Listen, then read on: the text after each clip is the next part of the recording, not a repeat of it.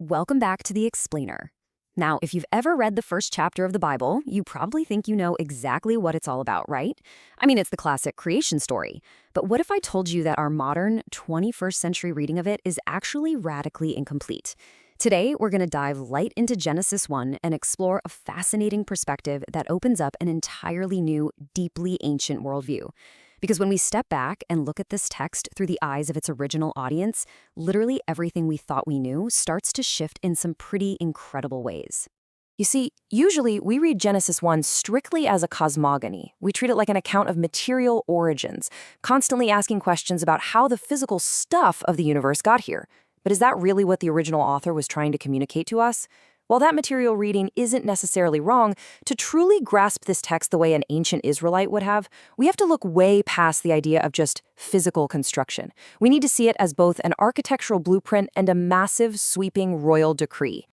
When you actually look at this through an ancient Near Eastern lens, it reveals what scholars call the divine council worldview. Basically, this text is actively establishing God, Yahweh, as the absolute sovereign over a very real pre-existing heavenly assembly. He has absolutely no rivals anywhere in the cosmos. So this isn't just a story about making rocks and water, it's a grand cosmic temple inauguration ceremony of the highest order, specifically designed to declare exactly who is in charge. To unlock this hidden cosmological framework, we literally need to peel back the layers of the original Hebrew language. And it starts right off the bat, right here in verse 1. In the beginning, God created the heavens and the earth. This single, incredibly famous sentence sets the stage for the whole shebang, drawing a massive line in the sand regarding authority, power, and the very nature of the reality we live in. The word translated as God here is Elohim. Now, here's where it gets really fascinating. Elohim is actually a plural form noun. Now, hold on, I know what you might be thinking, but this absolutely isn't polytheism. In the ancient Hebrew mindset, this term actually reflects a cosmic taxonomy. It reveals that Yahweh exists within and rules supremely over a real divine assembly of lesser spiritual beings, beings which the biblical writers also occasionally refer to as Elohim. It's basically a title for residents of the spiritual realm. So wait, how do we know this verse is talking about the one true God and not that whole heavenly assembly? Well, the secret is right there in the word bara. The specific Hebrew verb for create is used in Scripture exclusively with God as the subject. It heavily emphasizes absolute divine prerogative.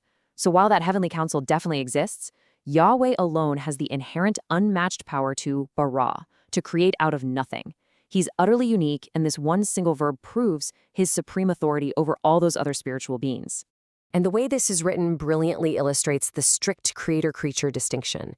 You see, when Elohim refers to Yahweh, it takes singular verbs, like bara. But when Elohim refers to the lesser members of that divine council, it takes plural grammatical constructions. It's like the grammar itself is policing idolatry. It acknowledges the heavenly council is real, sure, but confirms without a shadow of a doubt that they are merely created beings, entirely subject to the one sovereign creator. Okay, moving into verse 2, we get this vivid picture of the cosmos before God's ordering hand shapes it. It says the earth was without form and void, and darkness was over the face of the deep. It paints a picture of utter desolation, right? But it's a very specific kind of desolation that an ancient reader would have instantly recognized.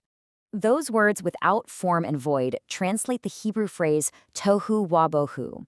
Now, in a lot of ancient Near Eastern myths, the deep, or the chaos, was actually a literal rival god, like a sea monster, that the creator had to violently fight and defeat, but not in Genesis. The crucial takeaway here is that tohu wabohu simply represents raw, unformed material just waiting for God's sovereign creative work. It signals an absence of order and function, proving decisively that Yahweh has no divine rival at creation. He alone acts. Section 1. The Cosmic Temple Framework, Inaugurating Sovereign Space. So, now that we've got our linguistic keys and really understand God's unrivaled sovereignty, let's look at the grand architecture of what is actually being built here. Because, as we're going to see, it is far more than just a planet. When you compare a modern material viewpoint with this ancient cosmic temple view, it's a total paradigm shift. In the ancient world, a deity's temple was established by bringing order to chaos and assigning sacred functions to that space. So the primary goal wasn't just, making a physical universe.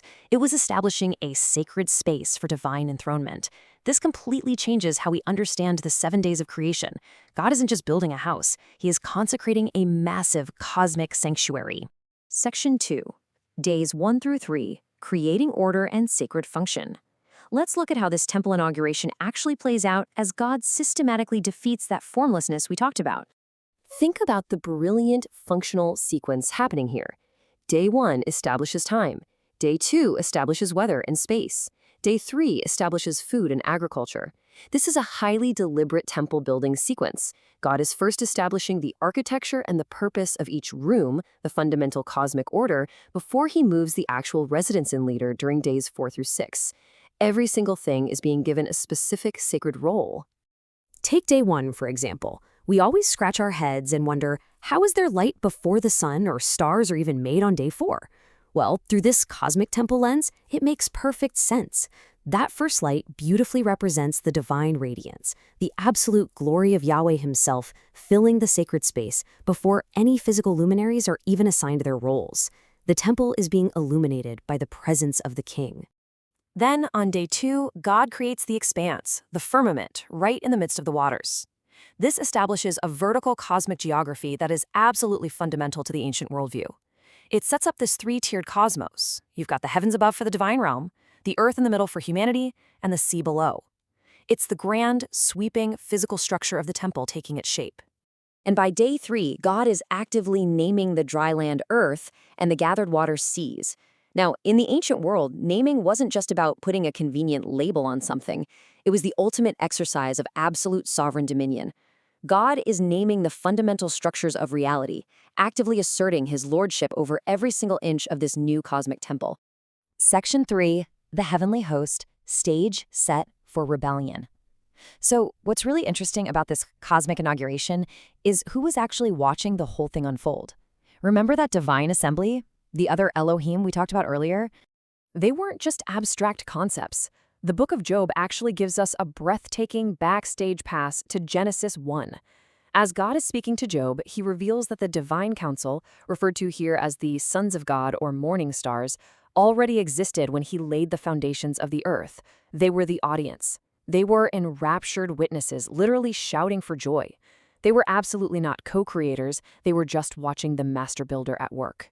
When we map this all out chronologically, a crystal clear picture emerges.